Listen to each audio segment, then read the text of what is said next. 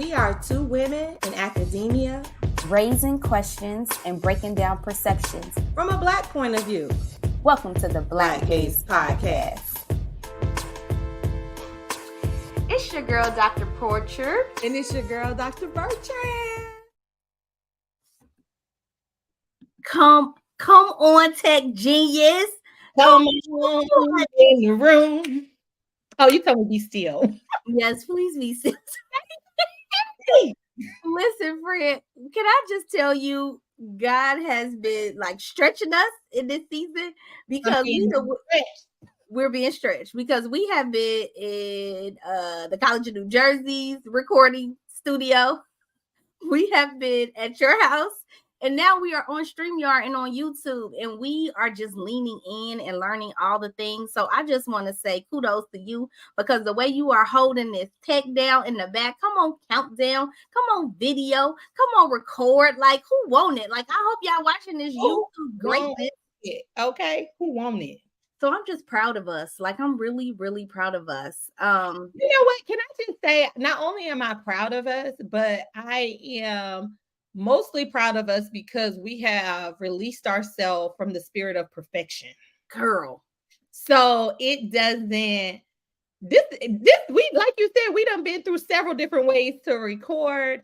And there was a time when we would be like, no, we can't put it out because it don't sound right. No, we ain't got sound effects. No, you go in and out. No, all these different things. But in this season, God is saying, be obedient, do what I tell you to do, and I'm still going to get the message through. And I'm so thankful that we are being obedient and that because of our obedience, he is releasing just favor all around us. Listen, I can't even wait. Taking me. I can't even wait to tell the people. We can't tell them until the last episode, but we signed NDAs out here. But we found the NDAs out here. You know where my mind just went with that NDA conversation. But I was just thinking about how Heidi. Remember when Heidi? Why you ready? Because I just got it. You just got it. Heidi used to tells me all the time. Shout out to Dr. Heidi Oliver Ogilvy about like perfectionism is so unfair to yourself because it's not real, right? And so I feel like the things that we are stressing about just because we like things to be done in excellence, like people aren't even focused on. They're focusing on the word that is going forth. And so that just brings us to what we're going to be talking about today, friend, which is going to be an ouch and an amen for a lot of people. So can you tell the folks what we're talking about today? Listen, we ain't got no fancy title. It's just straight up colorism. It's just straight up colorism. And so let me just gather our family. Gather their edges and their wigs and their natural hair and their straight hair. I wasn't even thinking about the hair. I was just thinking about in general, like just gather your folks. Bring them to the table. Bring them to the table. Take them to the front porch, outside in the backyard, whatever needs to happen. But this is a conversation that must happen in our community. And I'm just thankful that we're leaning in and we're having this conversation. And we got a dope, amazing co-host like that. I cannot wait for the folks to meet that's going to lead us in this conversation today. So friend, I know you told us what we're talking about, but can you also introduce, like only you can, provide this love for your Delta sister? Let us know who we're talking to today. Listen, first of all, I'm glad you threw that in there because there's no other way. But you try to give people props. You try to just go for it. Go.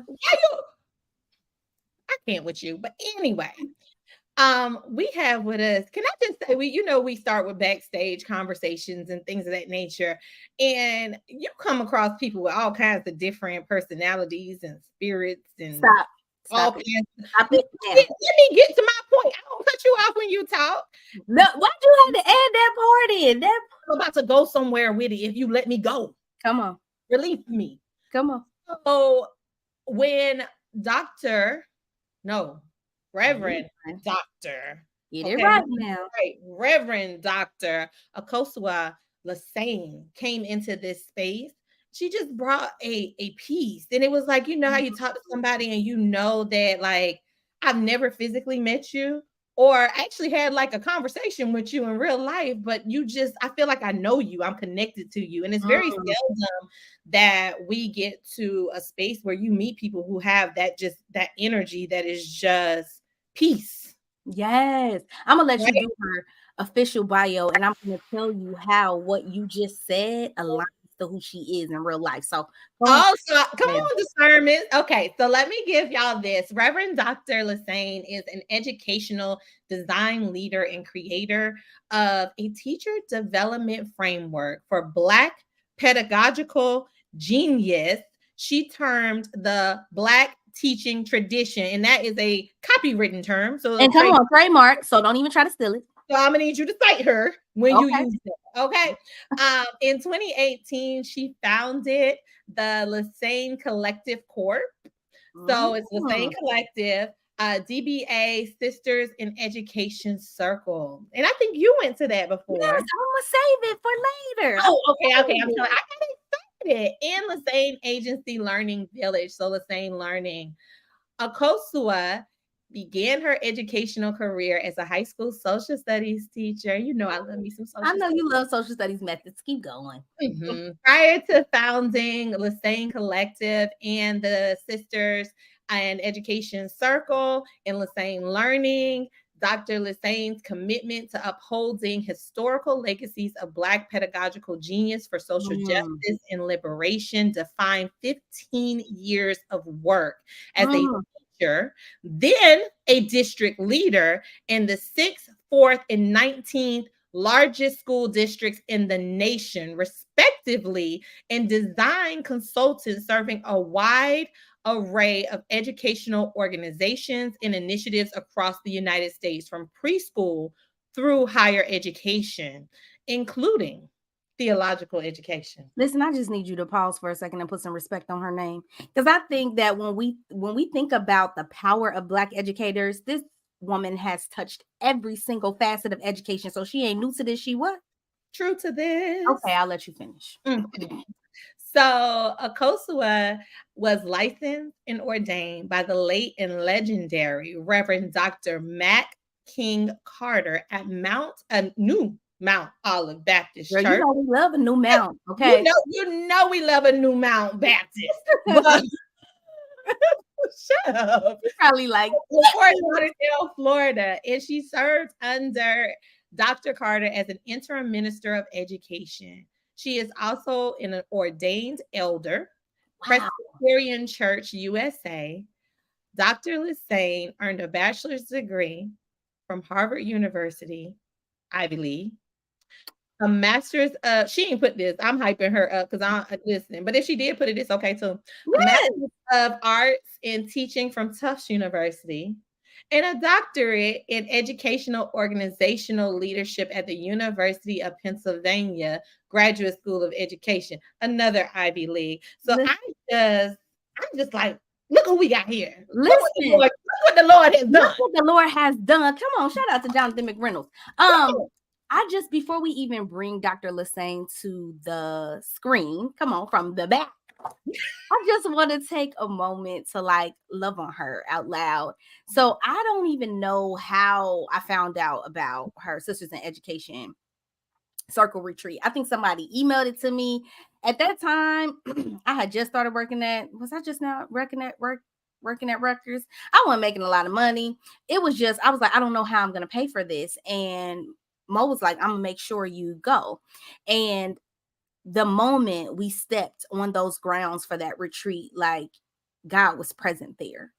But Dr. Lesesne, her energy, like love at first sight, like she loved on every single woman that was present at that retreat. Now, I wanted to say something about the piece that you talked about, because you just read her bio. She's absolutely amazing.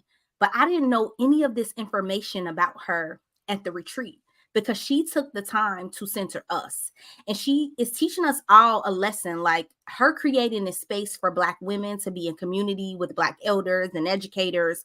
It doesn't take away from who you are when you open up your platform and your space for people to be able to heal and to grow. I was in one of the roughest times of my life in my marriage when I went to this retreat, and I came back like, okay, I can do this because of the work that she did. And so I just want to take an opportunity to say, thank you, like to like in front of all of these people who are going to access this podcast, not just for what you did for me, but for every single woman that was at that retreat and the work that you continue to do selflessly. Like, I think people should know about who you are and how amazing you are, but because you are humble and you are doing God's work, you don't feel the need to boast about who you are. You just allow it to embody your spirit. So I'm just so thankful that we're here today, and I'm excited to bring her out. So I'm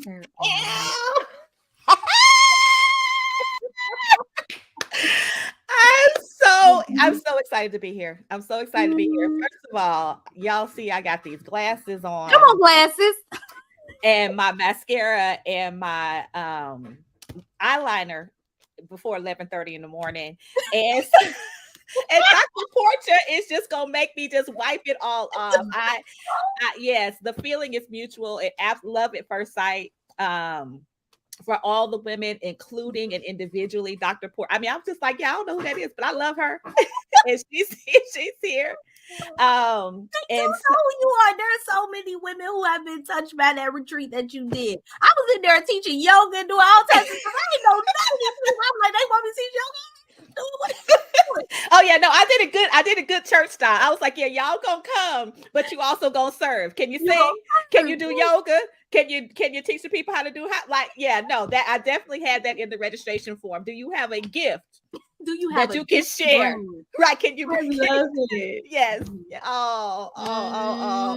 And then of course, meeting Dr. B virtually through Dr. P. Of course, if anybody connected to Dr. P, I was like, okay, and then she became my soror, and so. I'm just saying all this to say that the feeling is absolutely mutual. It's absolutely mutual. So I'm gonna tell you offline. I ain't gonna put her business out there right now while you and Dr. B have to be connected. I'm gonna let her tell you. So okay. I'm gonna just get us started. Okay. All right. So also I want one of them t-shirts. Okay, well, these t-shirts are. Listen, God is doing something else. We don't get that t-shirt. Okay. We got you. So the amazing thing about your retreat, and I'm just gonna like merge it all together, is the work that we did with elders. Mm-hmm. That was so.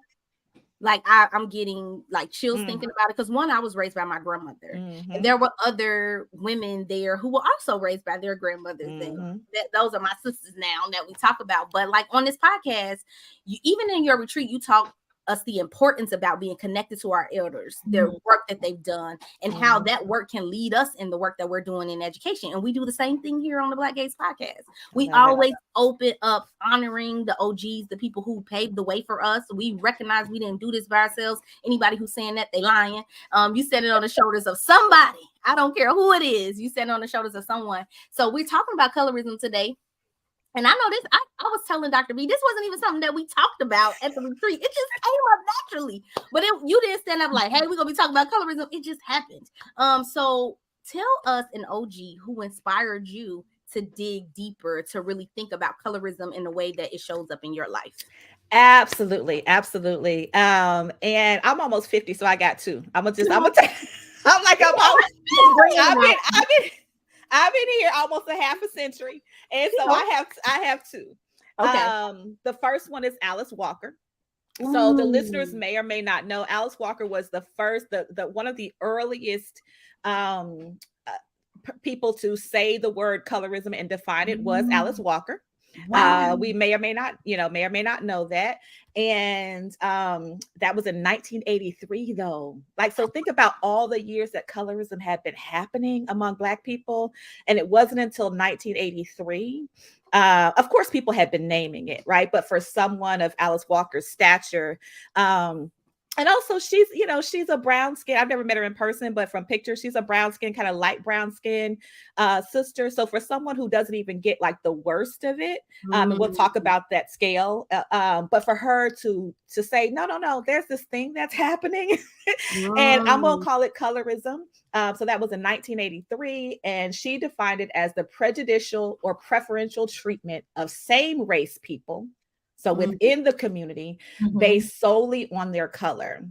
And so, and some of you may know or may not know or may not remember, Suge Avery in the book was a dark-skinned Black woman.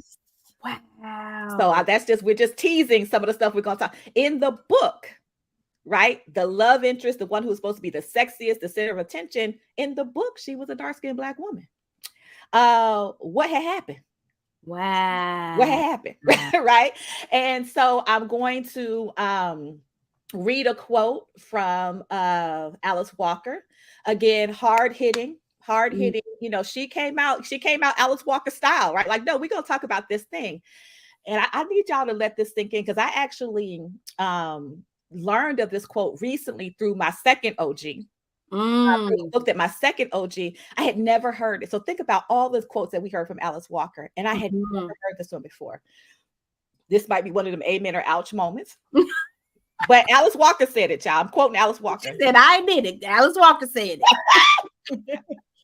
She said, I think there is probably as much difference between the life of a Black woman and a high yellow Black woman as between a high yellow Black woman and a white woman.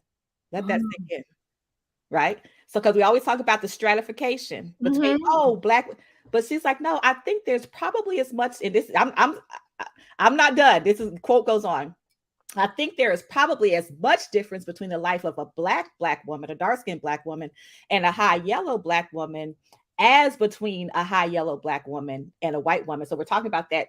There's a chasm here, right?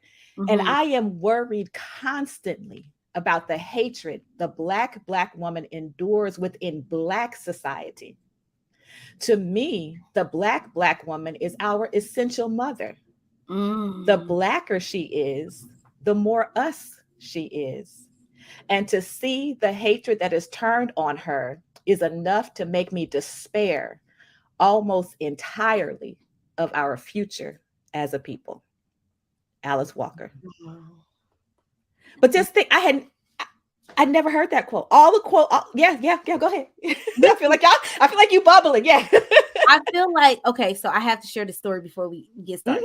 One summer I had all my nieces come to stay with me for a week. And we were like doing events, going to parks or whatever.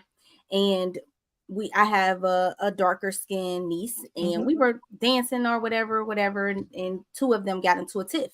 And one of the lighter skinned nieces was like, that's why you're not pretty, because you're Black. Now I am considered the fun aunt. So very rarely do I chastise, raise my voice. I lost it. Like my whole face went red. And I was like, let's have a conversation right now. And my niece started crying like, you've never raised your voice. I was like, I must raise my voice now. And so even having a conversation I was like, do you know how you got that lighter skin? Let's talk about that. And so when you just said that quote about like the darker skin, the Black woman is our mother for our culture. And my niece looked at me like, I was like, so somewhere along the line of my mother's family, someone was raped for you to get that light color. I was like, so when you're out here telling someone that they're not pretty because of their skin color, know that it costs somebody something for that skin color that you have. So I never want to hear you say that ever. I was like, actually, she's much better than all of us. She's probably more pure than we are. And my nieces, I'm sure they were like at that time, like maybe 12 and 9. And they probably didn't understand what I was saying, but I needed to make that clear. And I understand that through my own time at Spelman and a lot of work that we did on colorism at Spelman, like just about the ways in which people were only admitted based on their skin tone. Like those are things that we talk about at Spelman. So I had to have that conversation. There was no way I can let that ride and like just let them continue playing. It messed up the mood for the rest of the day, but I have never heard them use that language again around me. I was like, it's inappropriate and it's unacceptable. Period. And so when you just said that, shout out to Alice Walker for naming that thing. And anybody who's upset about the truth, then ouch. Ouch. Right. It's just like, and let's moving on. And I do want to say that I haven't witnessed it like real time on social media, but I do want to acknowledge that I know that from trusted sources, Alice Walker has recently said some problematic things about transgender women. Yes. So I just want y'all to know that, like, in my quoting Alice Walker, I am by no means in support of those things. And at the same time, I'm honoring her as an elder. And two things can be true. Like two things can be something true. that can be powerful, and you can say something that can be harmful too. Absolutely. Because you have to recognize that this is a human that we're talking about, right? And so there's no perfection in that. Yeah, a human who is swimming in the waters of white supremacy, right? And white hetero patriarchy, and all those things. So, absolutely. So, so the woman whose book I first saw this quote in, and again, I just want to say, like, I'm an Alice Walker fan, and for us to have never heard this quote anywhere else, ever. Right, says something about, I know we'll get into it, our hesitancy to just really discuss colorism. Right, y'all quoted Alice Walker on everything else, but I ain't never seen, So the OG that I'm honoring is Marita Golden. Marita Golden. In 2005, about 20 years ago, she wrote a book called Don't Play in the Sun. And the subtitle is One Woman's Journey Through the Color Complex. And she wrote that in 2025. Just a hard-hitting. She leaves no stone unturned. And she shares her personal experiences, which I know was very difficult, right, to read, but she leaves no stone unturned. It's one of the most thorough, for me, one of the most thorough accounts of how colorism shows up in the life of a dark-skinned Black girl with quote unquote coarse hair. We're going to stop calling tightly coiled hair coarse because it's soft. And if you ain't never touched it, then that's your bad. You're missing out, right? But why, right? Why do we call it? It's very soft and actually the most delicate form of delicate as far as needed to be taken care of, needing to be wrapped up, all those things. But if you touch tightly coiled hair, it is soft. So let's today stop calling that hair coarse. It's not coarse at all. And let's just stop putting negative names on anything Black in general. Hello. How about that part? Like, it ain't nappy. It ain't nappy. Like, I just don't understand how. Well, I do understand because anti-Blackness is small and we all breathe it in. But I just, and Dr. B will tell you, like, I'm very intentional about trying my best to be intentional about the words that I use. Like, even when people be like, "This is so ghetto," I'll be like, "No, this is a trailer park." I mean, but I do want to reference trailer parks are diverse. Okay, right? That's the ones I didn't see. Okay, this is what I did for me, and I was like, "What? How is that? How is that there?" Okay, Right. I mean, like, even saying that, like, why do we have to? I see the need for people to be able to take care of our hair, but why do we need to add like negative connotations to it? Just say, I don't know what my level, they be like, what curl pattern? I don't know. Right. 4C, 3C. I don't know. Right. It's pretty, is what it is. Yeah, and it does things that your hair cannot do, honey. Listen, no, it's amazing. It's obedient. You know what I'm saying? It defies gravity. It's always reaching for the sun. It's like we need to develop language to describe the beauty and the wonder, all of those things. But what I will say about Marita Golden, wrote this book 20 years ago, y'all, 20 years ago. But what I love is that she just calls it out. She uses two terms that will give you an idea of just how hard-hitting and incisive her writing is, and also just very personal, right? She uses the phrase "skin color apartheid." That is insane. I like that. Name it. And then the next one, intra-racial genocide. Intra-racial. So within ourselves, we are killing off or allowing to die on the vine those who do not pass the brown paper bag test. Intra-racial. So that's just a little taste. Read it, enjoy it. And so I'm really thankful to her because it's just it's very obvious how deep she had to dig, right? To share these experiences. And she really just left no stone She left no stone unturned. I'll give you one more example. There are a million of these books, but as you mentioned, there are a million examples in this book, but as you mentioned, being at Spelman, right? And so she had experienced so much colorism by the time she was 18.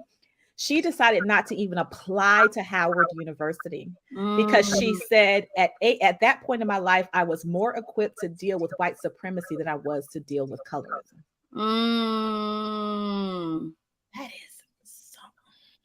Like, she's like, I'm good. I'm not, you know, and you know, we know beloved Howard, the Mecca, right? You know, in her book, she also calls out that DC is known, you know, as the capital of colorism. Wow. And Howard has not been exempt. Howard has not been exempt from that. They didn't have, I don't know when Howard was founded, but in her book, she said they didn't have a brown skin. So not even like chocolate or dark. They didn't even have a brown skin homecoming queen until 1968. Wow. And I think, listen, as you're saying this, I'm like, my head is exploding because when I was a freshman at Spelman, we have to take this class called African Diaspora in the World. It is mandatory for everybody. And that was one of the first conversations we had was around colorism. And we even talked about straightening our hair. Like, why do you straighten your hair? We talked about the history of high heels. And like, we were just talking about like beauty and making sure that we understood Black beauty as dynamic and multifaceted. But one statement came up that I will never forget, that I'm always conscious of. There was a darker skinned girl in the class, and she said, "I'm so glad that we're having this conversation about colorism." And everybody turned to her, and she said, "Every time I go into a room, I always look to see who's the darkest person in the room, and I'm the darkest person in this room."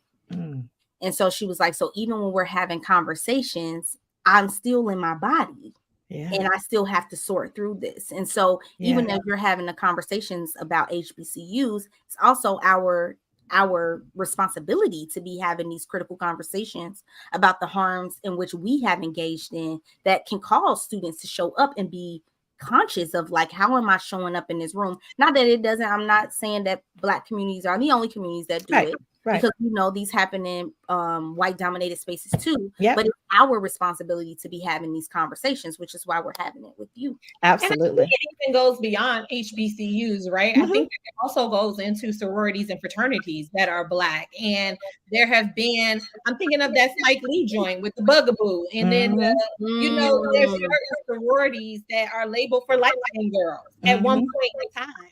And you would look at certain dark-skinned girls and be like, oh, they got to be this or they got to be that, right? So I feel like this anti-Blackness, this colorism, it is in all different sectors. Absolutely. And it is, as Dr. Porcher was mentioning, it's prevalent all over the world. It's prevalent in every community of color, right? So it's prevalent on the entire continent of Asia. It's prevalent throughout Asia. Before we got on, Charmaine. Yep. It's prevalent in Latin America. It's prevalent, you know, and in some, you know, in some of these places, for instance, where marriage and mating and things of that nature really does determine, more so than in the United States, does determine your social status, does determine your ability to access income and housing and safety and family and security. The colorist preferences all over the world can actually, can and do, you know, lead to death of one way or the other. So it's everywhere. It's everywhere, honestly. Yeah. So let's move this a little bit along and move into our testimony, because we done honored the OGs. Now we need it. I got a testimony, right? What on a personal level brought you to this work around colorism? What is it that made you say, like, this is what I'm gonna look into, this is what I'm gonna research? Like, what brought you to this? See, I saw this question and I was like, that doggone Dr. P and Dr. B. So y'all just gonna get in my business early. Y'all just not. I was like, y'all just listen. We read your credentials, but now we got to tell the people that you're qualified. You know, that you're experienced. You ain't new to this. I was like, sis, so let's get in your business. So we had already started the conversation. Honoring the OGs. Okay. So what happened was what? I was like, so what had happened was, you know, as a dark-skinned Black woman, as a dark-skinned Black girl, dark-skinned Black woman, I have always felt the need to protect myself from being in close proximity to colorists, right? And to colorism. You're going to get it in larger society, but very young. I knew, I was like, yeah, I don't, because I didn't experience it in my family. You know, I mean, everybody in my family looked just like me, right? Like on both sides for generations, you know, it's just, and so I had this mechanism growing up that if a brother approached me, and this was before social media, so you just knew people's business because we went outside. You know, we went outside to play. We were neighbors. You know, we saw people at school and stuff. And so my thing was like, if a brother approached me, no matter what age, you know, I mean, I started like little puppy love and stuff like that. If I saw that he only dated light-skinned Black or light-skinned biracial folks mixed with Black, I was like, yeah, no, I'm good. I mean, from very young, it was one of those ways that my spirit, because I'm like, so, because here's the thing. Most Black people in the world are brown to blue-Black in the entire world. I don't know the percentages, but I'm going to say, and y'all, you know, y'all chime in. I'm going to say like upwards of 90% of us are still light brown to blue-Black. Right? Quarter past midnight. And so my thing is, if we're in this Black community where upwards of 90% of us are light brown to blue-Black, and you've only ever dated light-skinned women, that's what you, that's your preference. Yep. That's statistically, that's just not even a random possibility. Yep. Right? But what had happened was, child, I was all like, y'all really want me to tell my business? I was almost 40. You know, was match made. What's that? How you say that? Somebody match made me, set me up. Okay. With matchmaking. With the brother. Tall, gorgeous, chocolate brother. I love my Southern men. Tall, chocolate, Southern man. I got me one. Yes, ma'am. And so, you know, Black liberation theology spouting, pro-Black. This brother was colorist to his draws. I was hoping you didn't say that. But, you know, I'm almost 40, had never been married, etc. So I ignored not just signs around colorism. That's a whole backstage conversation. I had ignored other signs, child. Signs on signs on It was just signs on signs on signs, right? Like I saw a meme that's like, did you see those red flags? They're like, no, I thought it was carnival, girl. Don't play with me. Okay.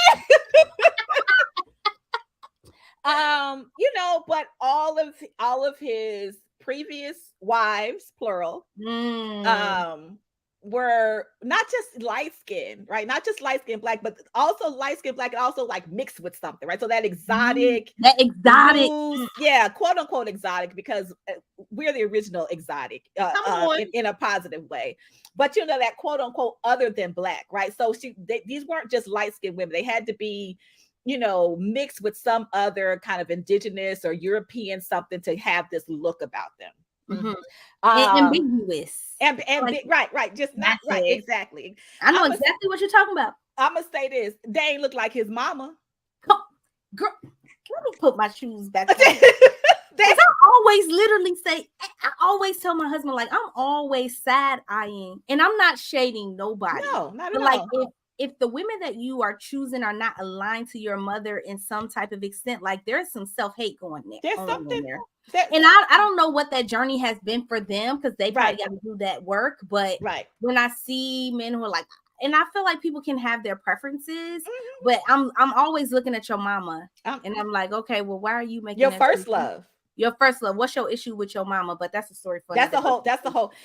And so, you know, I ended up in a child. I'm gonna tell y'all the details back, but ended up, I ended up in a girl, like sacrificed a lot to be in this relationship, et cetera, et cetera. So I will say, his wives and girlfriends before me, the one who I'm certain because of the timing of things he was dating while he was with me. Shame. but then ended up kind of publicly with. I was like, well, the timing, the math ain't mathing on this one. Math? Because I just moved out. So yeah. And so again, the same, I mean, even to the point where a friend who was a mutual friend, they're no longer mutual friend because I'm not friends with them, but said that they said to him, this person that you're dating now is just an older version of your most recent ex-wife. Oh yeah. Like that kind of. So that's your pattern. That's what you do. Right. But you may ask yourself, how does a dark-skinned Black woman end up in a relationship with a colorist? Well, people have these identity things, right? Mm-hmm. And people have these things where they're just black, black, black, and pro-black, and everything is black, and my dogs are black, and my sheets are black, and my curtains are black, and they have these public images. And they have these aspirations, and his public image is and was very much kind of predicated on this notion that I'm Black and I'm proud and I love Black and I'm loud with it and I'm Black liberation theology. But it ain't real. Because you can't bring yourself to love somebody who looked like you or your mama. And so I think that there was a part of him aspirationally, right, who was like, oh yes, this is her. But he had never before or after. Right. So anyway, honestly, surviving, there's nothing. I mean, all pain, if you're experiencing pain, it's your pain, right? So I'm not going to compare pain, but there was a unique pain as a dark-skinned Black woman being in a relationship with a colorist. That once I survived that, I started speaking publicly about colorism. And its impact on me. So that's when I started my Facebook page. I don't have the Facebook page anymore, but that's when I started my Instagram page. And I let people know, like, I've since met experts who've dedicated their lives to this, but it really was just, it was my form of resistance saying, no, I'm gonna share my feelings about this. I'm going to share my experiences with this. I'm going to publicly share my analysis, and it just opened up a waterfall. It was just so I praise God that I survived that, but it's not something you want to do as a dark-skinned Black woman, to be in relationship, because it's not like all aggression is aggression. I don't believe in this microaggression stuff. I mean, I understand what the scholar was trying to say, that he's saying it's constant and that type of thing, but we associate that with being little aggressions. There's nothing little, there's nothing slight about these aggressions. And so it wasn't, like what people would traditionally call like abusive or whatever, but it was insidious. It was insidious. Child, his ex still had y'all got me telling them, that girl still had the keys to our house. See, that's why people be going to jail. But see, listen, let me just stop right there, because I want my gold stars for not burning that house down to the ground. Because I envisioned Angela Bassett on them. Listen, I envisioned circling that house with gas. I envisioned, and I just want you two, as my sisters, to give me the gold star for not burning that house down. Sorry, Dr. B, I cut you off. No. This is so good. But I'm sitting here listening to you, and I'm thinking about how you were able to be in this relationship and identify what was happening. You were engaging with the colorist, in relationship with one, and you were able to take a stand and say, you know what, this is what I'm going to do in response to that. Where I feel like, me included, and this is why I'm bringing this up, I was dating a guy. And I know this is going to sound real petty, but I don't date light-skinned guys anymore. Well, I'm married, but if I won't marry, I would not do a light-skinned guy.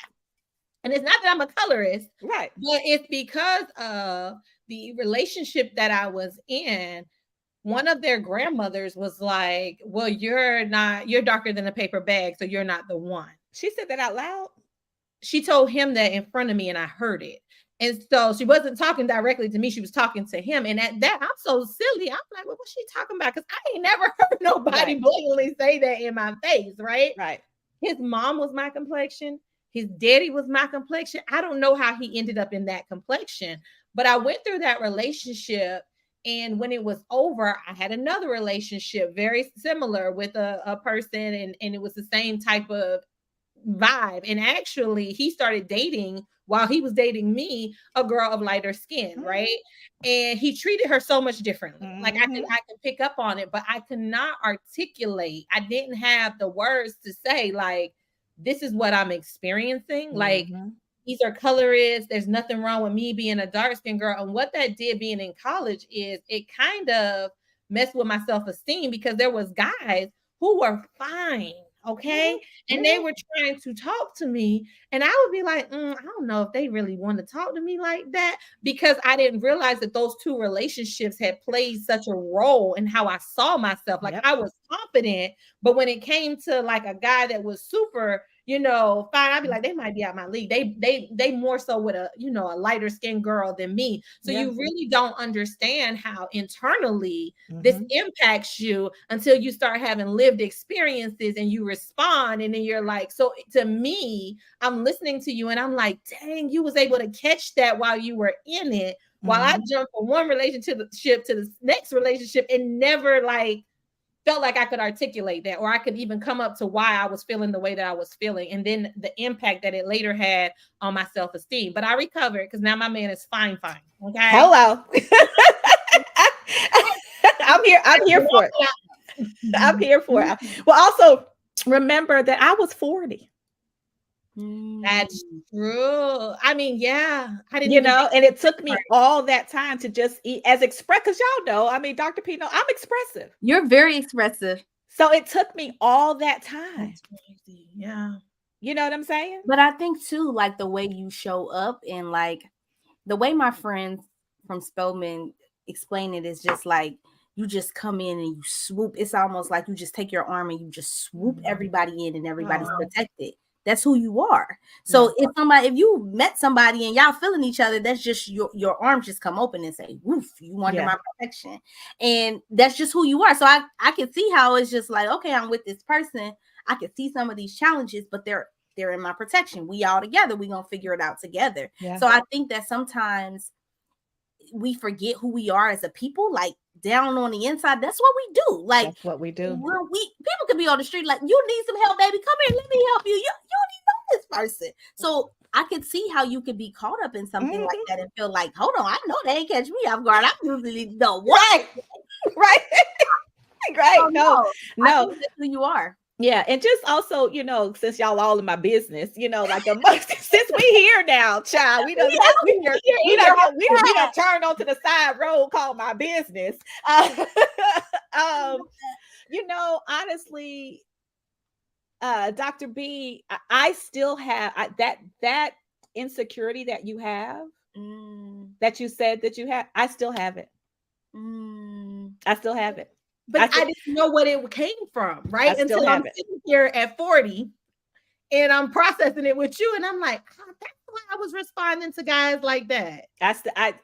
You know, every other area of my life, you know, founding a nonprofit, leaving, you know, getting off the career path that I was on to do every other area of my life. But it is something something that I actively work with my therapist about. I do today going on, like, it's because it rattled my sense that I was of value, of worth to a Black man of any hue. And I am still recovering from that. As fly, I look in the mirror, and as fly as I know that I am, all the thing, it's real. It's something you do have to work through. But honey, I'm gonna work through it. I'm gonna have me a fine man. Listen, you're gonna have at your door lined up. You're gonna have to be praying for discernment. Listen, I believe, but I just wanted to, and I want to share, you know, that, you know, when Dr. P asked me to be on this, my answer to her was, I mean, I had lots of answers to her, but it was a long, but at the end of the day, it was like, I will do this for you. And I want to say to you all, to Dr. P and Dr. B, that you too set an environment, because I would not have shared what I just shared. I wouldn't have shared it on any other podcast, but I believe that my saying that out loud helps me on my journey, and it's going to help somebody else. It's going to help somebody else.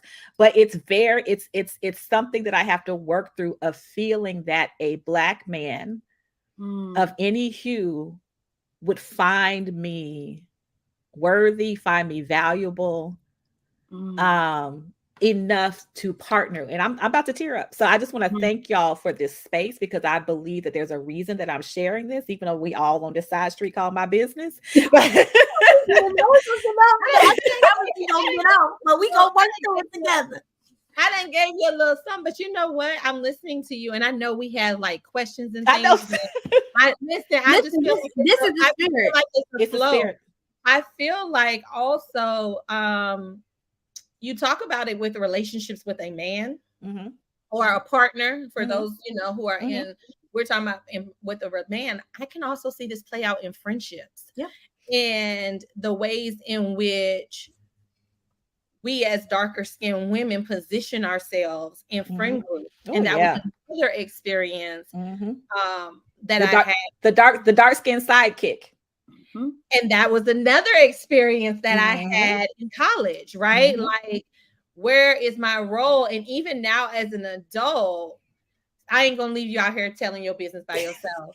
There's been times when I've questioned relationships, like friendships, like, you see people who've been friends for years, right? And you like, well, why don't sustain, like, have that sustainability in some of these relationships? And then I am listening to you and I'm like, because there wasn't the same value in those relationships. You were the dark-skinned sidekick, and you're fine dark-skinned sidekick, but you wasn't looked at in the same manner, right? And I'm thinking even about in the episode, there was an episode, and I know this is crazy, I'm bringing this in here, but of Housewives of Potomac.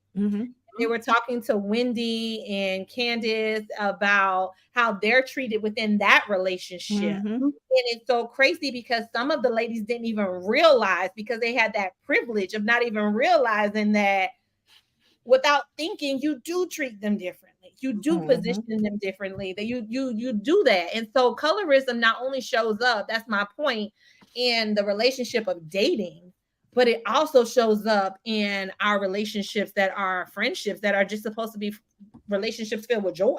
Absolutely. Absolutely. Everybody putting their business out there. I put mine out there too. Let's do it. Okay, come on, business. I do, like, this colorist conversation is so deep for me, because my mother's lineage is like the first lighter lineage in our family. So when you said like everybody in my family looked like me, that's not the case for our family. And so my best friend who passed away, Toya, I know she wouldn't mind me telling this story, because she told this story to everybody about me. But she was a darker skinned girl who I met, and I loved her. Like, I had moved to Atlanta. My sisters were in Cincinnati, and so I gravitated to her. But she ain't really used to fool with me. And I used to be like, why she don't like me? Like, why she ain't fooling me? And then one day she was just like, I don't really fool with lighter skinned girls. I don't really like them. And I was just like, what? She's like, you didn't do nothing to me, but I don't fool with them. And I remember like looking at her friend group, like all of her friend groups were darker skinned girls. And she was just like, but I like you, Keisha Wood. So I'm gonna deal with you, but I'm gonna just tell you, I don't really be fooling with these folks. So even when you said like, I can't believe I found myself in a colorist, in a relationship with a colorist. I think it's so important for us to talk about that, because I see this like two-sided conversations about like, well, dark-skinned girls did this to me, and that's why I don't fool with them. I remember when I met Toya's friends, and before I met them, she kept telling them, like, we were going out to a club, and I had known Toya for a while, so it didn't matter. But before I met her friends, I heard her talking to her friends on the phone and said, look, she light-skinned, but she cool. And I was like, what? The whole car pulled up, and everybody was dark skinned. But for me, I have a dark skinned sister. Like, so I was just like, why they on me like that? But when you just said, like, I couldn't believe that I found myself in a relationship with colorists. I think it's so important for us to talk about, like, people are really not trying to harm you, but trying to protect themselves from people who have harmed them because of their skin color. So it's easy for us to be like, well, let me point the finger. And at the time I was young, and I was just like, I don't know what the problem is, we don't need right. time, there have been instances in her life where she had been harmed. And so it was easier for her to protect herself and say, listen, I don't really deal with light-skinned people, period. And she would say the same things that you said, Charmaine, like, when these light-skinned guys be trying to talk to me, I ain't about it. Like, all the light-skinned guys always wanted her. Like, she's like, I don't even like you. You ain't my person. And I'm like, so I recognize, and I think it's important for us to have this conversation. Like, if you find someone who's like not willing to rock with you, I really want you to take a step back and say, it might not be me, but it could be something that has harmed them. And I'm going to honor that moment. I'm going to honor their decision to protect themselves until they feel well enough to want to be around you. Like, and Toya, eventually she was just like, this my girl, this my sister. We rap with each other, but that relationship had to be built. And so I just want people to be mindful of that. Like, it's easier for you to go into victim mode, but to also recognize like the roles in which we have played and perpetuate in colorism. It's so important for us to own that and to honor what you all are saying and figure out how we can show it better. Yeah. And you hit on something I was going to share towards the end, is that it might not, it might not be me, but it might be you, right? So don't underestimate our intuition. Don't gaslight us, because we have to know what colorism looks like. Yeah. Right. And so to your point, don't go into victim mode, do some self-reflection, right? So just like Black people know when anti-Black racism is afoot, just like those of us who are, looking at sexism, we know when sexism is afoot. Dark-skinned Black folks know when colorism is afoot, right? And so, it might not be you, right? It may just be like, I'm tired. Like I'm like, I'm not, I don't have it. We could be the best of, but right now I need to protect myself. I'm healing, et cetera, et cetera. Also, and don't gaslight us. Don't gaslight us, because I was coming on y'all show, I was ready with the statistics, honey. I was sitting here, I'm like, let that breathe. Like, just let that part breathe, because I feel like that gaslighting part. I feel like when we have conversations around colorism and when they do come up, it is a lot of gaslighting. Like, well, I never treated you that way, but it's like, if I'm telling you that you said something to me or something has happened to me, I just need you to honor that. Right. And would you say that if the tables were turned and a white person said that to you about anti-Black racism, would your response be that way? What would so why switch up? Right. And it's particularly like, going back to my ex who had this like, image of I'm pro-Black and I have all these words for anti-Black racism. I have all these words to describe systemic oppression when it comes to Blackness. And then all of a sudden you have no words. You have no understanding.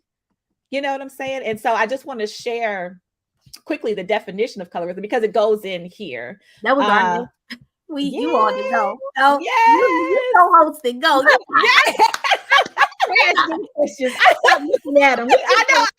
I love it. But it just fits. It just fits because colorism is a form of structural oppression. Right? And so, just like racism, just like sexism, just like heterosexism, it's a form of structural oppression. So when a dark-skinned Black person moves a particular way in the world, and if it has to do with you, they are responding to structural oppression. So don't let off of your critical analysis now to become the victim. Ouch. Because I mean, like, don't do that. Don't do that. It's that same energy. Keep that same energy when you're being asked to do what you're asking everybody else to do. Keep that same level of analysis. Keep that same strength of social political consciousness. If you go throw the terms, then throw the terms. I'm just, I'm saying, because these are the people who be out there like, and the structural the anti-racism and the internalized blah and the microaggression, and you ain't got none of them words. Not when it's on you. Not when you're perpetuating it. Not when you're perpetuating it. And so, anyways, I won't read the whole, but just because it just fit here that it's structural oppression, that social marginalization and systemic oppression of people with darker skin tones and the privileging of people with lighter skin tones, right? And so part of the gaslighting is like, oh no, but I think you're beautiful, but it's like, girl, I know I'm fine, child. That ain't got nothing to that. But it's really a dog whistle. It's a dog whistle to say, oh well, the problem is they don't have enough self-esteem. Girl, I know I'm beautiful. I got a mirror and a mama and friends.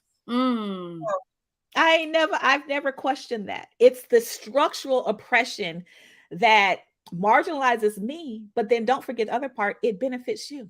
Don't forget that part. So anyway, I didn't want to stop the flow, but I just wanted to share that definition. Keep going because I want you to talk about, I know you have some statistics because it's important for us to name it. Name some of the benefits. I know you know. Go. You know, absolutely. Well, one of the things I wanted to say when we were talking about like social groups and how it's not in people's head, right? So this is a quote from a study. It says phenotypic features, because colorism ties into featureism, texturism, all that stuff. So it's not just that I'm dark, it's that I'm dark with West African features, tightly coiled hair.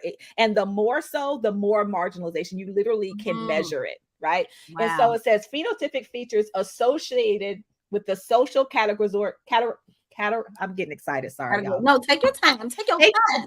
Categorization of racial groups have been strongly linked to stereotyping, prejudice, and discrimination.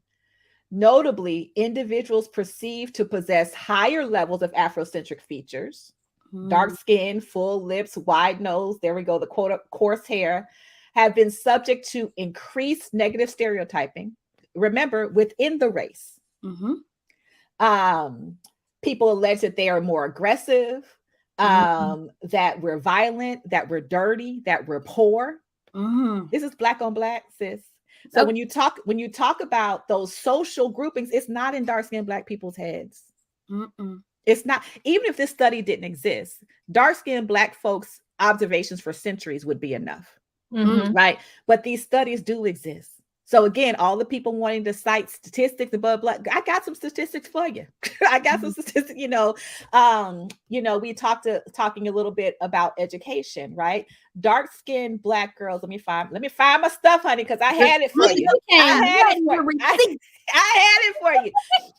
Black girls with very dark skin are over 3 times more likely to be suspended. So I got all these people talking about the school to prison pipeline, and don't say nothing about colorism. Black girls with very dark skin were over 3 times more likely to be suspended from school than Black girls with very light skin.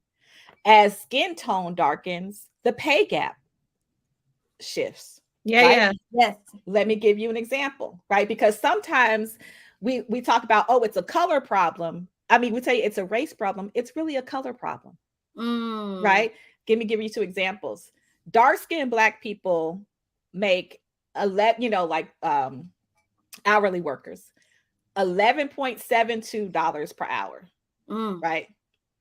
Light-skinned Black folks make $14.72, almost $3, and white people make $15.94. So when you look at it, that's Alice Walker's quote. Right. When you look at it, and so if we're saying, wage is a race problem, but never address color, because 1472 is closer to 1594. So, but you keep, and then marriage rates, 55% of light-skinned Black women are married compared to 37% brown skin and 22% dark skin. Now, remember I said 55% of light-skinned Black women are married. Only 52% of white women are married. Oh, get out of here. So again, when we want to say it's race, when we dig deeper, it's like, this is not a race problem. It's colors. So put the mic down, sit back in your seat on the stage. Right? It's a color problem. I'm listening to these statistics, and as you are talking, I'm just thinking about academia, because that's what I know, right? And education. And I'm thinking about too, like, I'm just running a list as you're talking. I'm just running a list in my mind of situations I've had or that things that I've witnessed in publications and knowledge and things of that nature. Lighter skinned people are often seen as the knowledge bearers and more likely as people who are going to be put on and that they can, make sure things flow. Where there have been so many times I have walked in a room and said something that somebody else could have said that looked like me, and it's a threat. Or if I'm angry, there's these negative connotations that also go with being a darker skinned woman. And as you're talking, I'm thinking about when me and my husband, when I won't marry with my first child. We had her out of wedlock, but when me, that was my man at that point, my boyfriend. But I used to pray and be like, God, I want a chocolate baby. I want a chocolate baby, and they're cute when they're little. They're cute when they're toddlers. But then they got to grow up, and then they have to go through this world facing all of these issues that, yes, racism is present and white supremacy. They got to navigate that. But even in their own community, they have to grow up and navigate colorism. And I'm thinking about just my own children, my 17-year-old, just not even having, because we are in a predominantly white suburban space, not having opportunities to date and have these types of different things, because the black men that are, black boys that are at the school are going to go towards the lighter skinned girls and the white women or the white girls, right? And so I'm just thinking about how colorism plays out in so many different areas, but we have often been confused to talk about racism, white supremacy, and those things when we're not addressing this topic that impacts us just as much as the other. Right. And in some statistics more. Right. And in some cases more, because when you're reading this, I don't even, child, you would think every white woman had a man. but right. This is that you called out. And I'm just thinking of how lighter skinned women are not too far from where those gaps are, where you see a darker skinned woman is, there's a big gap. Right. And it shows up in hiring practices. I'm so glad that you brought that up about academia. I ain't gonna say university. I'm doing that too. But I remember watching like 3 black women come and interview, and they were all good, but the dark-skinned black woman was the best, hands down. And me and another dark-skinned black woman, we were texting each other on the side, and we literally text at the same time. I was like, they gonna pick the light-skinned girl.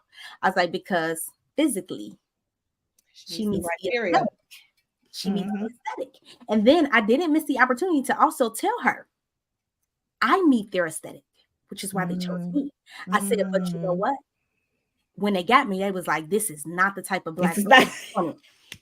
She aesthetically, she looks like, but she don't give the energy of the type of black girl we wanted. And so even her and I having that conversation, she was like, Keisha, I would have never thought you would say that. I said, listen, I got a dark-skinned sister. And I know how she has moved through the world. And people have literally said to me, I can't believe that's your sister. I said, hell, we got the same exact face. Literally. Right. So I think like it's our responsibility to name those things when they happen. And when they put, like the other girl, she wasn't bad, but she was not the best. She wasn't the best. She was not the best. And she should not have been chosen. But I know that was a committee full of white people. And aesthetically, she was more aligned with them. Aesthetically, and also thinking about the ways in which she's going to show up in this space. If she's of darker skin, she might be more problematic, right? And so there's these bias that are attacked, and that might not have been. They chose a lighter skinned person. I don't know how she's showing up in the world. You don't know. A lighter skinned person can come in here and be totally radical, but you them the. I didn't want to call you out, but I endorse that message. So but that's the thing. We come with these biases about lighter skinned women and darker skinned women when you don't know what you're gonna get. You don't know what you're gonna get. And I think too, I grew up in the straight up projects when Thursday up. So they be like, this girl is ghetto fat. We don't know what to do with her. But listen, but I think too, like it goes to show you like how multifaceted we are. Yes. And for me, I want great. I want great, period. But I feel like the thing that I'm trying to say for lighter skinned people is to name the thing when you see it. Like, Yeah.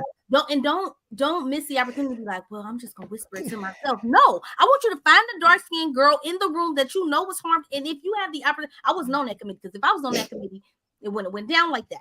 But I was like, you have to use your space to tell the truth.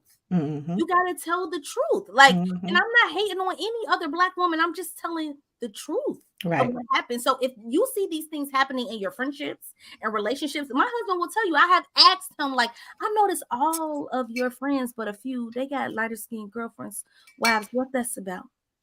And he like, well, I've never noticed that. I said, I do every time I go. Like, anybody gonna talk about that? Right. I'm just asking. Yeah. And he's like, well, I was like, well, I'm telling you that it's there. So I want you to go back and have some conversations with your guy friends. I was like, 'cause none of these women look like y'all mamas, cousins, sisters. Yeah. Y'all or your mamas. Listen, They don't look like you.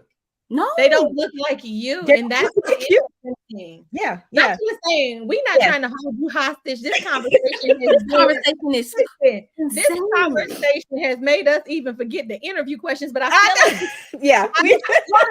she like, let me tell y'all what colorism is. Right. I was ready. You came ready, and I want to do two things. I want to just thank you for just your yes, and just for the wealth of knowledge that you brought. Like, if people are not listening to this and critically reflecting, if they are not listening to this and seeing their position, like what position and role do you play, not to be a victim, but to actually be like, you know what, this is Eric. Because even listening to you, I was like, this was like a therapy session, honey. I love it. Okay. Yes. But I do want to ask you if there's anything else that you just want to close us out with before we move to our other segments. Because like I said, honey, we don't want to hold you hot, because we can make this run all day, but you're not. Absolutely. So as I mentioned, there's not a dearth of data, right? But before mentioning the data, outside of these studies, if you listen to dark-skinned Black people, they will tell you, but I'm bringing in data because I know that some people won't listen to dark-skinned Black people, but to just backing up a little bit, there is data for every demographic: Asian, Latin America, Black, Black on every place in the globe. And that data talks about increased education, less likely to be pulled over by the police, shorter prison sentences for lighter skinned people versus darker skinned people, right? There are anecdotes about little dark skinned Black children not being believed, so something happens in a group of kids, and the dark skinned child is automatically blamed. Right. So being seen as a behavior problem and not being believed, defended, or protected when someone else is the aggressor, when they're the victim of bad behavior. And especially if that other child is a light-skinned child. Right. And again, I have a ton of anecdotes and things. So just know that there's data in every sphere of life: employment, relationships, criminal justice, even looking at the people that we're marching for, who are unfortunately, victims of state-sanctioned murder, right? How many of them have been light-skinned? More important, look at George Floyd. Just look at his, right? Features. Yeah, and so just wanted to say that there's no shortage of data, but more importantly, anecdotes, qualitative data is data as well. So if you want to find the studies, you can Google, you can go to your academic databases, but more importantly, just listen to dark-skinned Black folks. Just listen to dark-skinned Black folks when we say something, this is happening, right? And to y'all's point, since I'm already out here telling my business, let Dr. Porcher let me know, right? Even with my work with Seek, right? Which is not always, it's very difficult to get funding at the level that some people are getting funding who are not really doing as transformative work as I'm doing, right? Amen. Imagine if I were light skinned. Because one thing that ex did say to me, because as you can imagine, he did not respond well when I called him a colorist. But one thing he did, one gift he did give me, he said, at some point, I don't know why, but maybe I wore him down. And he said, you know, it's true. The entire world would open up to you differently if you were a light-skinned Black woman. If nothing else changed, not my facial features, not my hair, not my body type, not my personality, not my credential, if nothing else changed, except for that I became light-skinned. Now, it's true, right, that if I were a white woman doing the work I was doing, child, they would be throwing work. It would be the most brilliant. Money. Oh my God, that's so brilliant. You're bringing these Black women together with elders. You better. Right, right. Also, and true to our conversation, if I were light-skinned, if I were a light-skinned Black woman, and even truer, even more so, if I were a light-skinned biracial woman with loosely curled hair, right? Somehow less Black than I appear. And so I'm safer, I'm smarter. All of a sudden, the idea is much more genius, right? Which it's a genius freaking idea, right? And, you know, all of a sudden people would see the genius in it. They would see the transformative nature. So I would just, I would say, listen to dark-skinned Black. Yes, look at the studies, you know, just know that they're there. But listen to dark-skinned Black folks.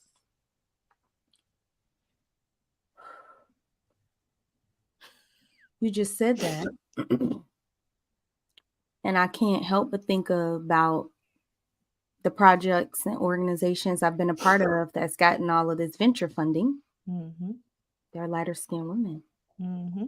Even if they're not light bright, they're lighter skinned women. I mean, I literally did like a pan in my eyes, like, oh. Yeah. Mm-hmm. Wow. Who has the opportunity to parade around selling thoughts? Not even work. Thoughts. Ideas. Because and I'm not, and we're gonna move on because Lord knows we need to, but they're selling thoughts just based on the strength of this is what I think, and people are eating it up because of what you look like. Where is your fruit, though? And I think as a community, we got to be intentional about asking people, where is your fruit? Mm-hmm. Where is your fruit? Well,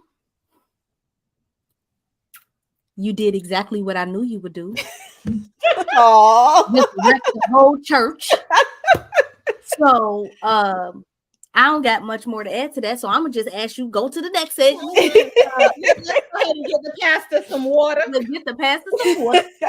She's getting the offering plate ready. Get the offering plate ready. But I'm thankful because we started Black Gaze because we wanted to have hard conversations amongst ourselves. Mm-hmm.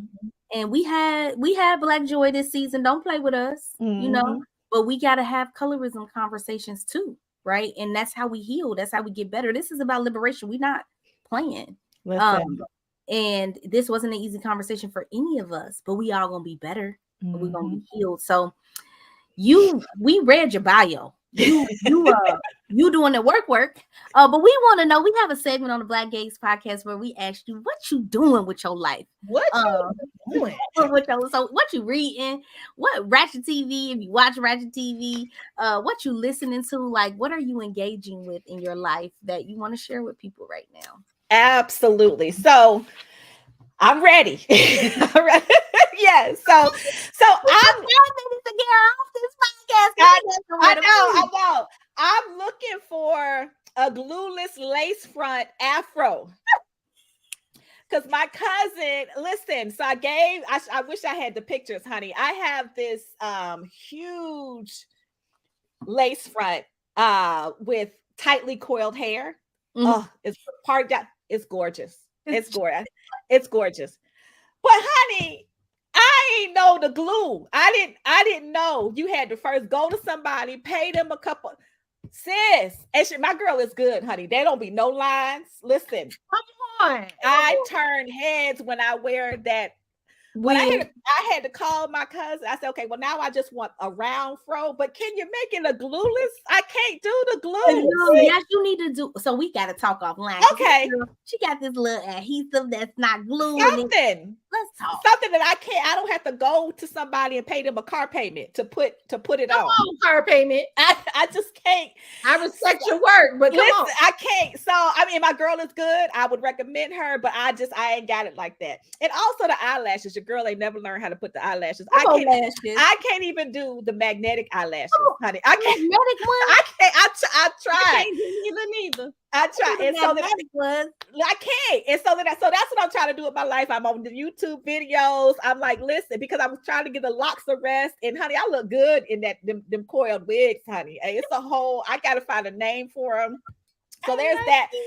The other thing I'm doing, back to Dr. B, you know, as I heal and I have this line of menfolk that I have to pick from, there is a sister online. Her name is Ask Goody. The account Ask Goody, and she has Ask Goody, and she has classes in rideology. Yes, I follow her. What you mean rideology? Man, I told you about her classes on rideology. We'll talk offline. Yeah. What is this that you talking? Is this sexual? Yes.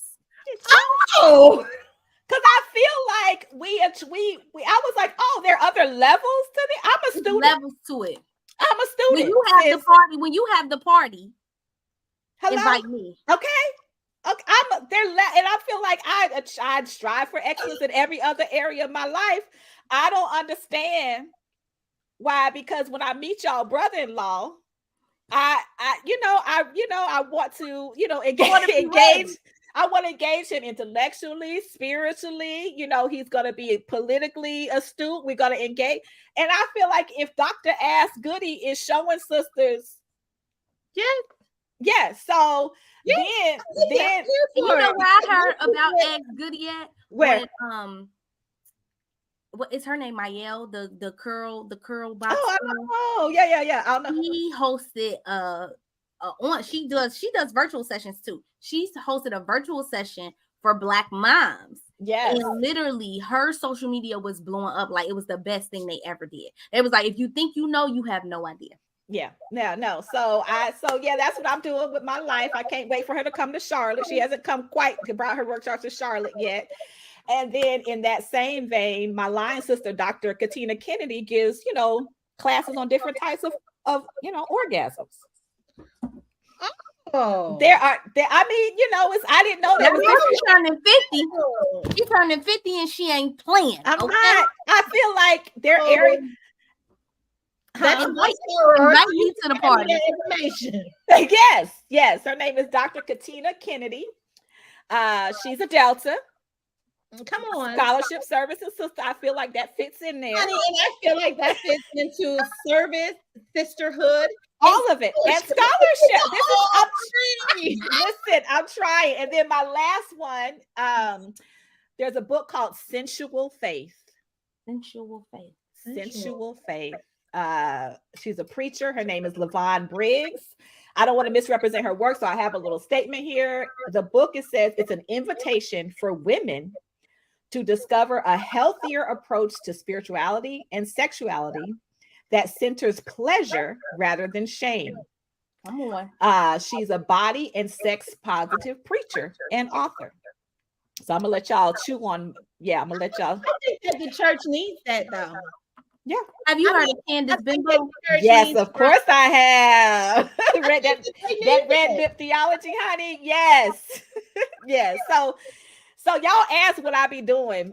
So that's what I be doing. Listen, I got notes. What you talking about? That's what, and I'm gonna tell her to take a photo and send it to me so I can have the notes. That's what I be doing over here. That's what I've been doing. Listen. I'm enjoying being really relocated to Charlotte. I'm a Southern girl. There's red clay in my backyard. Oh my But God. that's what I'm doing. Mm-hmm. I love it. Listen, This we is gonna move to the next segment. Okay. I ain't gonna she talk just snatched my whole sewing off my head. now. I feel like we're gonna have you back to talk about pleasure. Come on, babe. This podcast is educating on all levels. Right. This season has been insane. Listen, because here's the thing that people need to know before they want to turn their face up, because I know they're gonna write some of this stuff down. But if marriage is your ministry, like your first ministry, you gotta make sure you're home. You gotta throw it, chandelier it, all that. I feel like if there's levels out there to achieve, and I'm committed to being a learner. Committed to being You the bless learner. us. That's all I'm gonna say. And if somebody got something to say, you just call me up, sir. I got you. You blessed us. But Okay. let me ask you. Yeah. This is a segment. I like this segment because it is a time to shout out people who are doing the work, right? Mm-hmm. That are on our levels doing the work. Because oftentimes we want to look up and be like, this person that I don't never even talk to, but on your level, who do you see? Like, this is our segment. I see you. I see you. Who do you see that's out here shining and doing this work around colorism? Absolutely. So Dr. Sarah L. Webb, her IG is Colorism Healing. She has a website, Colorism Healing. So one of the beautiful things when I started talking about colorism publicly, like on Instagram and things of that nature, I developed a community of people who we actually are friends. Right. So there are all these accounts of people who are much more committed. Their platforms are, so Dr. Webb has been doing this. I think she just had her 10-year anniversary. Wow. So you talk about definitions of colorism. You talk about a whole bank of the research. She does workshops for schools and corporate entities. She's out here. She has a Tuesday teaching that she does on colorism every Tuesday. So yes, Dr. Sarah L. Webb. We started connecting via DM. We met each other in person for the first time out in LA. We were both on a panel on colorism in Hollywood. She is my sister. And I just feel like if y'all aren't following Dr. Webb and you're serious about this colorism thing, you're not doing it right. You're not doing it right. Yeah. Wow. Yeah. This has been absolutely amazing. I know we have our church bulletin and we have you way over your time. And I cannot let you leave without talking about the Sisters in Education retreat. Oh. Can you talk about what it is, how other educators can be involved, and what you do before we end up? We've been on here for almost 30 minutes, but I cannot let you go without talking about it. We have a ton of Black educators who listen to this podcast, and I want them to be connected. Absolutely. So Sisters in Education Circle is, it starts with the retreat, a 4-day, 3-night retreat, intimate retreat. So it's not one of these conferences where there's thousands of people. It's like, it's a limited number of folks with elders in our community. So sister elders, we call them sister elders in education. Folks like Lisa Delpick, Gloria Latson Billings, Joyce King, and a plethora of others. I mean, I'm naming those because you know their names, but there are a lot more Black women educators who you don't know their names, but you are standing on their shoulders and you may not know it. And so it's a 4-day, 3-night intimate circle where we sit at the feet of our elders. We honor an ancestor in education. So each elder lifts up an ancestor. So like Septima Clark, Ella Baker, and it's Black girl magic, healing, play, rest, and learning all 4 days. And deep excavations happen. Deep excavations all day, all 4 days, all 3 nights. And it's just what I knew that we needed. It's what I knew that we needed. It's what I knew that we needed. How do people get connected? They can email me at sistersineducationcircle@gmail.com. I'm also the one who answers the DMs on IG. So that's at Seek Retreat, SIEC Retreat. And just reach out and I will get you more information. The website needs to be updated, but it is up there. Keisha's on the website doing her yoga, honey. So it's www.siecretreat.org. But yeah, reach out. have a conversation with me. It's me answering the emails. It's me answering the DMs. You can also text me at 215-983-8937. And that's me too. Listen, I just want to say thank you for today. Oh, it's full circle for me because the work that you did previously with me, and I was a part of the first group, and the work you just did here in this podcast space is, I just want to say thank you. I know that what you and Dr. B did today was not easy. mm-hmm. It was selfless, and I don't think it's you all's role to teach us anything. I think when we want to learn things, we get on YouTube. We learned about wigs and all types of stuff. And I feel like we got to get serious about healing our sisters and brothers around this work too. And we got to do our part. So I wanted to publicly say thank y'all for that too. So I know I just snatched the joy right out of there, but our bulletin, our Black Church bulletin is y'all follow Dr. Lesesne on all of her platforms. She also has a platform that we will share on all of our platforms where she talks about colorism too, that you can get connected to. Y'all follow us on Instagram, Facebook. We don't know what Twitter is. You can go on there, but we don't really know what it is anymore with that person. But definitely come on YouTube and interact with us. You can see our beautiful faces. You can see us engage with our co-hosts. And really, y'all know the type of vibes we be giving, because we gonna give y'all what y'all gonna get. But come on YouTube, come on over here, get off that X place and come on over to YouTube. Engage with us on social media. We will talk back to y'all as much as we can. Share this with someone. Share this episode with someone. This needs to be in every classroom. Send it to your church folks. Send it to your friends. And y'all have a critical conversation. And don't gaslight each other, because she gave us clear instructions. But I want to encourage you all to allow your dark-skinned sisters and brothers to put a mirror up for you and ask you how you might be showing up in their lives and how you can do better. And that's all I have. Let you take us out and grab my little sunscreen off. We done ran, so this is the longest podcast ever. But let me tell you, baby, it's full of goodness. It's full of goodness.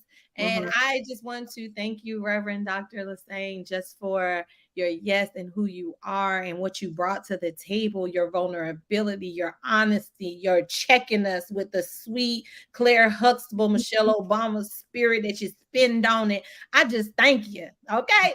So we gonna close this joint out, because I know you got places to go, people to see.